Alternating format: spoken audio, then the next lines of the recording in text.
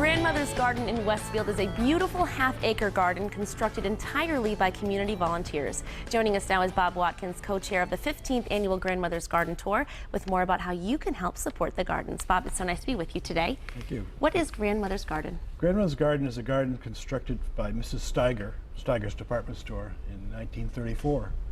And it was given to the city of Westfield, and 15 years ago, the Friends of Grandmother's Garden took it over and are restoring it. These garden tours that for the last 15 years support the upkeep and maintenance of our garden. And they're beautiful. It consists nice of gardens, yes. flowers and herbs, and there's so much to see. I'm sure I can imagine the smell when you walk around there. It must be absolutely beautiful. So there is an event coming up that supports Friends of Gardens and the Grandmother's Garden. Tell us about the event. The event is actually three or four. We have a garden party.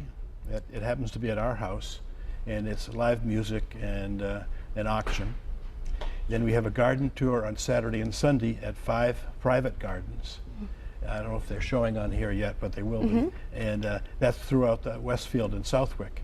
And every year there are 5 or 6 different gardens throughout the community. So you can see community gardens during the tour. There are community gardens. There are people's gardens. People's gardens in the community. Not growing gardens. Right, exactly. People's gardens in the community, but it's all to support Grandmother's Garden. And every year there's a different theme. This year it's garden mystery and magic, and it's a lot of fun.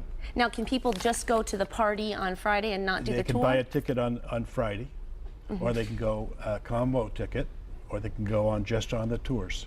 Now, why do you encourage people to support this? Why do you encourage them to help preserve Grandmother's Garden and keep it alive? The garden is a public garden. It's open 24/7.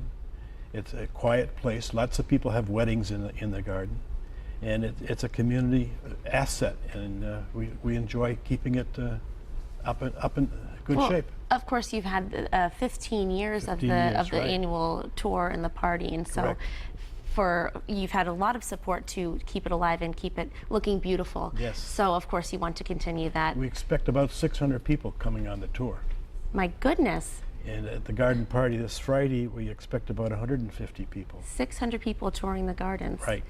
So, and I'm sure everyone that has the gardens at their houses knows that there's that many people coming to see their gardens. Well, that's a good question. But of course, there's still room for more, right? Absolutely. And tell us again what will happen at the party on Friday evening. The party is music by Mike Curran, who's a 5 or 6 piece band.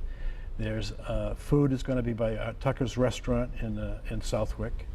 And there's an auction of donated items, which is another fundraiser that we make money doing. Right, to support the garden. So that's the food, music, and an auction. You can't ask for more than that, right? That's correct. And so people can find out more information by heading to your website. The best place is the website, right, grandmothersgarden.org.